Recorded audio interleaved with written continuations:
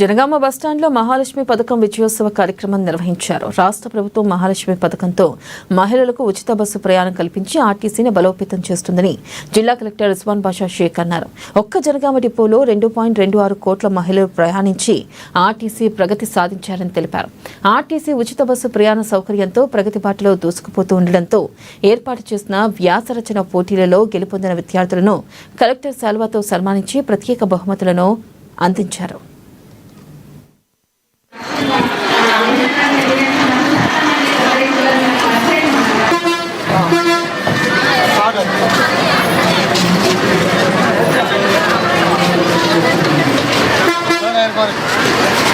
మహాలక్ష్మి పథకంలో భాగంగా 2.26 కోట్ల మంది మహిళలు ఇప్పటి వరకు ప్రయాణం చేశారు. అంటే టోటల్ 200 కోట్ల ఉచిత ప్రయాణాలలో మన జిల్లా తరఫున కూడా మన షేర్ 2.26 కోట్లు. మీరు సగటున ఒక ప్రయాణానికి 50 రూపాయలు వేసుకున్నా 2.26 కోట్లు ఇంటూ 50 రూపాయలు వేసుకున్నా 106 కోట్ల రూపాయలు మన జనగాం జిల్లా నుంచే ప్రభుత్వం మీ అందరి తరఫున భరిస్తుంది.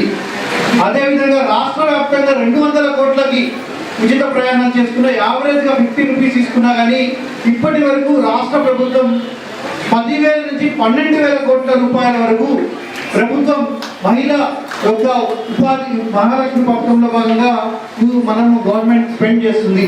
సో గమనించాల్సింది ఏంటంటే ప్రభుత్వం ఎంతో ప్రతిష్టాత్మకంగా ఈ మహాలక్ష్మి పథకంని ప్రారంభించడం జరిగింది.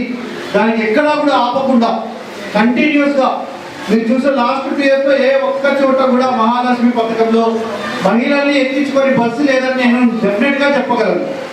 ఎక్కడా కూడా నిధుల కొరత ఉన్నా కూడా ప్రభుత్వం మహాలక్ష్మి పథకాన్ని కంటిన్యూ చేస్తూ ఈ యొక్క బస్సెస్లో కూడా మహిళలందరినీ ఎంకరేజ్ చేస్తూ ఆధార్ కార్డ్ బేసిస్ మీద వారందరినీ కూడా అలౌ చేస్తూ అందరినీ కూడా సురక్షిత